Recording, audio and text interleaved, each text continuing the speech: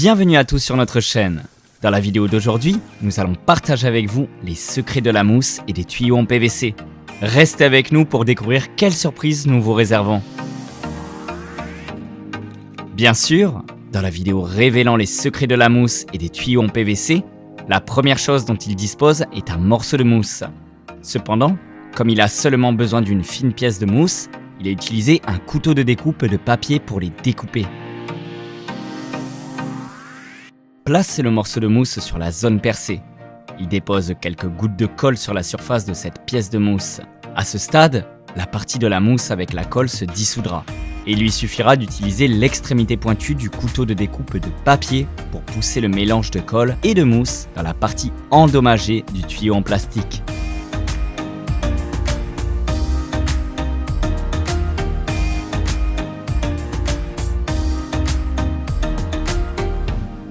Continuez à répéter ces actions jusqu'à ce que la mousse soit complètement dissoute. Cette technique est très simple, n'est-ce pas? N'importe lequel d'entre nous peut la réaliser avec des outils facilement disponibles. Un petit morceau de mousse avec un peu de colle, je pense que ce sont des choses que la plupart des foyers ont, n'est-ce pas?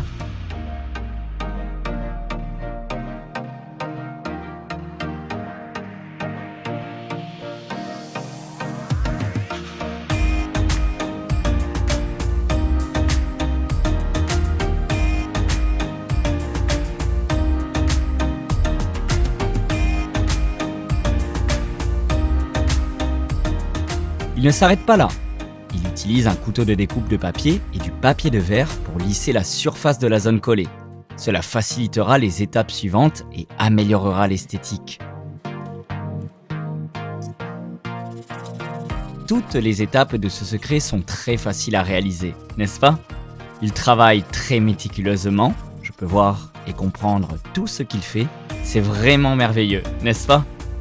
Ensuite, il prend un morceau de tuyau en PVC et utilise un outil de coupe de tuyau pour découper une pièce de tuyau aux dimensions correspondant à la taille de la partie endommagée. Il utilise des ciseaux pour couper une partie du tuyau en PVC afin qu'il puisse s'adapter au tuyau existant pour couvrir la zone percée. Cela protège non seulement son tuyau d'eau, mais améliore également son esthétique. À l'étape suivante, il continue d'utiliser sa technique de mousse et de colle. Cela démontre que ces astuces peuvent être appliquées dans diverses situations, n'est-ce pas? Elles peuvent servir à recouvrir les endroits percés, ainsi qu'à relier différentes sections de tuyaux. Dès qu'il applique de la colle sur la surface, sa pièce de mousse se dissout progressivement. Maintenant, il lui suffit d'utiliser son couteau de découpe de papier pour les étaler uniformément sur la surface de la section du tuyau en plastique. Vous souvenez-vous toujours du morceau de tuyau en PVC qu'il a coupé plus tôt? Une fois que la colle a été uniformément répartie sur la section du tuyau, il la placera à l'endroit collé. Et bien sûr, il n'oubliera pas de la maintenir là pour que les deux sections de tuyau en plastique adhèrent plus solidement l'une à l'autre. Nettoyez la section de tuyau qui vient d'être terminée. Maintenant, allumez l'eau et voyons comment son tuyau fonctionne, d'accord ?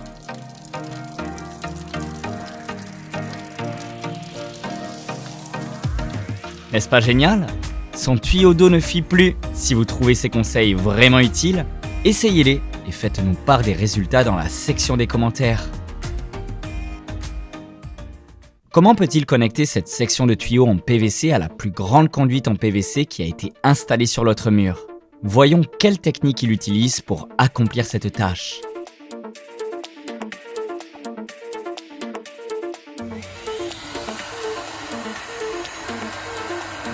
Après avoir marqué avec un marqueur et utilisé un pistolet thermique pour chauffer l'endroit marqué, il utilise un couteau de découpe de papier pour découper un petit trou dans le tuyau en PVC. Utilisez un pistolet thermique pour chauffer la zone autour de la section coupée du tuyau. Cette action rendra la section du tuyau en plastique plus souple. Pour connecter des tuyaux en plastique, dans tous les cas, nous devons utiliser cette méthode car une fois le tuyau en plastique chauffé, nous pouvons le plier ou ajuster sa taille selon nos préférences. Vous voyez, la taille de la section coupée initialement était très petite, mais après l'avoir chauffer avec le pistolet thermique, même si elle a inséré une section de tuyau beaucoup plus grande, elle s'adapte toujours parfaitement. Bien que la section de tuyau plus longue s'adapte bien à la zone coupée, cet homme n'attache pas immédiatement l'ensemble du long tuyau. Au lieu de cela, il applique de la colle pour fixer d'abord une petite pièce en PVC dans l'espace de la section du tuyau plus large. Étant méticuleux, il n'applique pas seulement de la colle à l'intérieur de la section du tuyau, mais utilise également de la colle pour la fixer à l'extérieur, la rendant plus solide.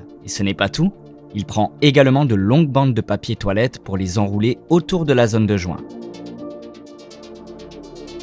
De nombreuses couches de colle et de papier sont appliquées par lui sur le joint entre les deux sections de tuyaux en plastique. Cette action est répétée encore et encore jusqu'à ce qu'il estime que la connexion entre les deux sections de tuyaux est sécurisée. J'admire vraiment l'ingéniosité et la minutie de ce jeune homme. Il gère tout avec tant d'habileté, un peu comme les plombiers professionnels. Cette astuce est assez utile, n'est-ce pas? Dans la famille, il y a souvent des cas où vous devez connecter des tuyaux comme celui-ci. Par conséquent, je vais noter cette technique de sa part et attendre qu'elle soit nécessaire. Je montrerai mes compétences et impressionnerai tout le monde dans la famille. Cela semble amusant, n'est-ce pas? Mes enfants me regarderont avec admiration et je trouverai cela très agréable. Et vous? Faites-moi part de votre réponse dans la section des commentaires.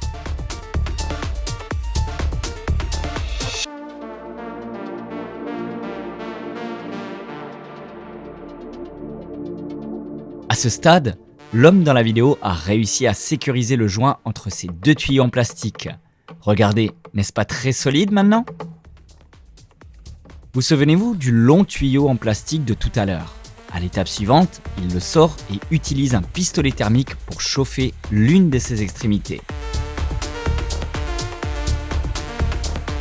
Insérez-le dans une autre section de tuyau en plastique de la même taille. Son intention, en faisant cela, est de réduire la taille de l'extrémité de la longue section de tuyau en plastique. Appliquez de la colle sur l'extrémité du tuyau en plastique et maintenant, fixez-le simplement à la plus grande section de tuyau sur le mur. Absolument fantastique! Il a reconnecté les deux tuyaux en plastique en douceur. Mais ce n'est pas seulement qu'ils sont simplement joints, ces deux sections de tuyaux sont solidement reliées l'une à l'autre. Oh! Même s'il a remis le verrou en place, l'eau du robinet continue de couler sans fin. Que faut-il faire pour résoudre ce problème maintenant?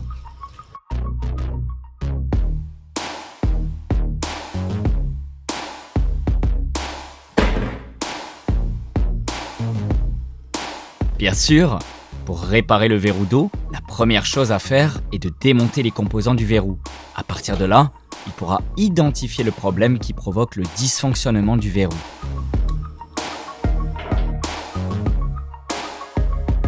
Utilisez des pinces pour fixer la partie tête du tuyau d'eau. Puis, il prend une machine à souder pour chauffer la partie corps du verrou.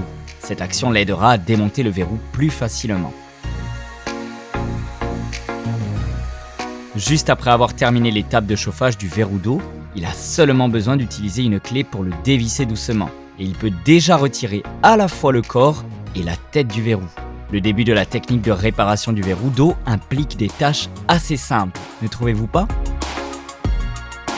Ce n'est pas tout, il continue même à démonter les plus petits composants du verrou. Si je ne me trompe pas, il semble qu'il ait identifié où se situe le problème. Regardez la manière dont il examine ce loquet sur le palier. J'ose dire que le dysfonctionnement du verrou d'eau provient probablement de là. Dans la première étape du processus de réparation, il sort un morceau de fil et découpe un cercle aux dimensions correspondant à celles de la tête du verrou. Que pensez-vous de sa technique de réparation du verrou d'eau? Plutôt simple, n'est-ce pas? Les outils qu'il utilise pour la réparation se trouvent facilement dans notre vie quotidienne. Peut-être que l'aspect le plus difficile de ces techniques de réparation de verrou d'eau réside dans la localisation du problème à l'origine du dysfonctionnement du verrou d'eau. Une fois que nous aurons identifié le cœur du problème, nous pourrons certainement le résoudre.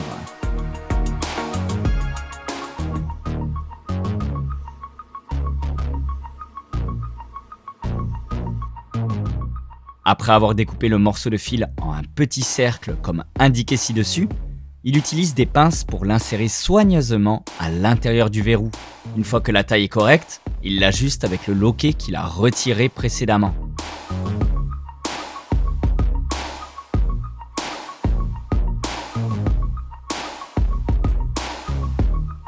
Ensuite, il replace le loquet dans sa position d'origine, suivi du palier. Pouvez-vous le voir ? Il peut maintenant contrôler la rotation du palier comme d'habitude.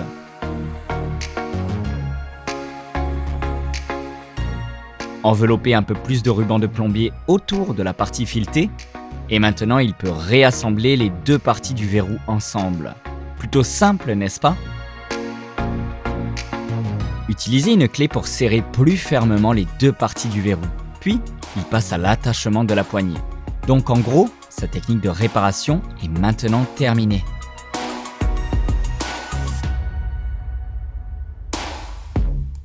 Maintenant, tout ce qui reste à faire, c'est de le reprendre et de le connecter à la conduite d'eau.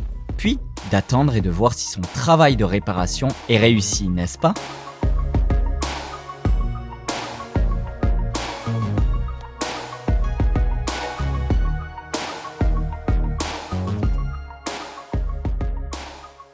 Wow, regardez ça! Dès qu'il l'a déverrouillé, l'eau a commencé à couler. Et quand il a refermé le robinet, l'eau s'est immédiatement arrêtée. C'est incroyable! Maintenant, passons à la meilleure partie de la vidéo d'aujourd'hui. Des étapes simples pour accéder à un monde de chaînes de télévision par satellite. Pour réaliser ce tour de magie, la première chose qu'il fait est de percer un petit trou au bas d'une bouteille de Coca-Cola. Une fois cela fait, il utilise un coupe-papier pour retirer la partie supérieure de la bouteille.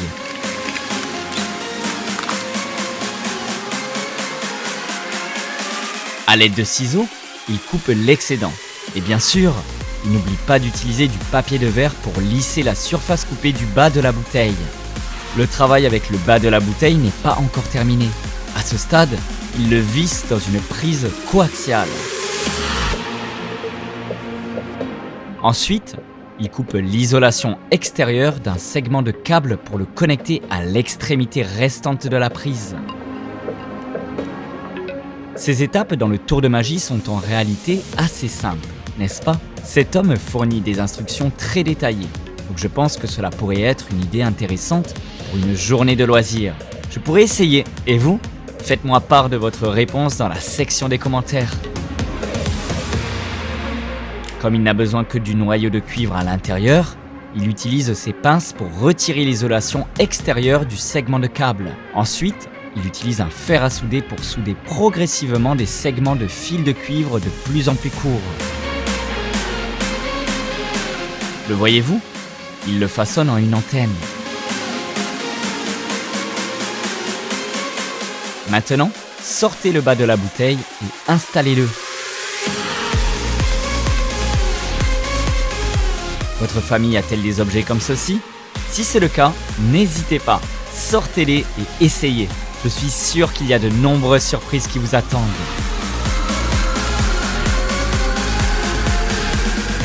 En utilisant l'outil qu'il vient de créer avec l'antenne plus tôt, il l'attache maintenant à son téléviseur.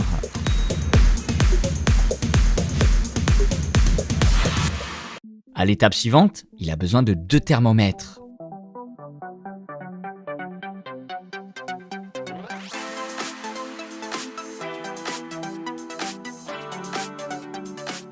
En commençant par les 2 boîtiers, il utilise l'extrémité des pinces pour percer des trous dans leur fond.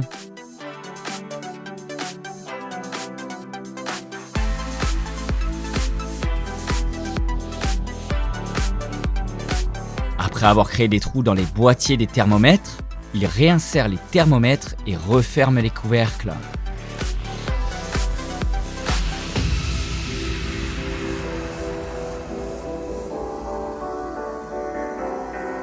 Ces étapes sont assez simples, n'est-ce pas ? Je pense qu'après avoir regardé cette vidéo, vous comprendrez le processus pour réaliser ce tour de magie.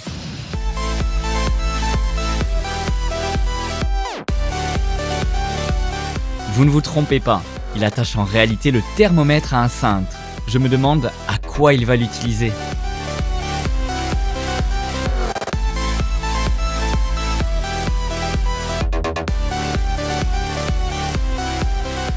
Coupant l'excédent de ficelle, il continue ensuite d'utiliser des pinces pour retirer le boîtier du câble. En regardant comment il exécute les étapes, nous pouvons voir son excellent savoir-faire, n'est-ce pas? Je suis sûr qu'il est un artisan très compétent grâce à son expertise et à sa créativité. Les tours qu'il présente m'ont fait gagner beaucoup de temps et d'argent.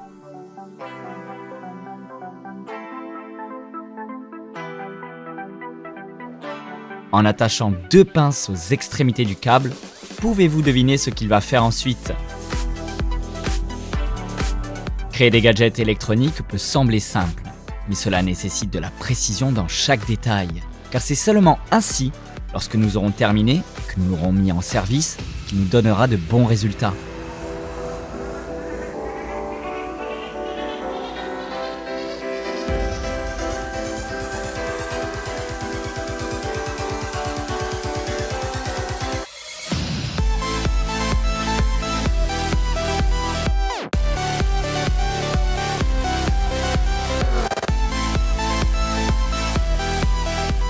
Oh, il les attache aux 2 extrémités des thermomètres et les suspend à l'aide d'un crochet.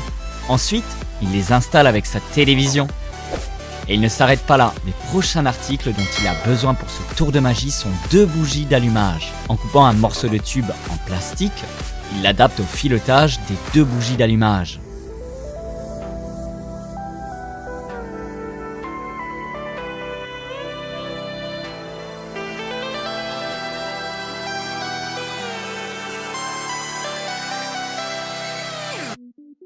Répétant une fois de plus les étapes précédentes, il utilise du ruban adhésif pour fixer les bougies d'allumage sur un crochet.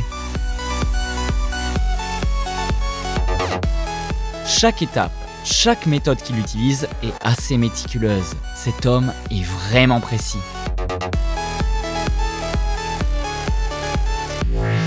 En prenant le segment de câble avec les pinces attachées au crochet du thermomètre, il l'utilise pour fixer les 2 bougies d'allumage.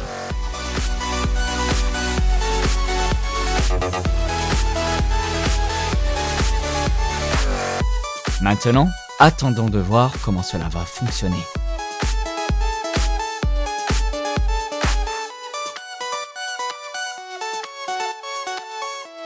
Pouvez-vous le voir? Lorsqu'il est connecté à la télévision, cela lui a permis d'accéder à une large gamme de chaînes de télévision par satellite, couvrant différents continents et cultures. Et maintenant, je vous remercie sincèrement d'avoir porté attention. N'oubliez pas de liker et de vous abonner à notre chaîne pour regarder les dernières vidéos les plus passionnantes de notre part. À bientôt dans les prochaines vidéos!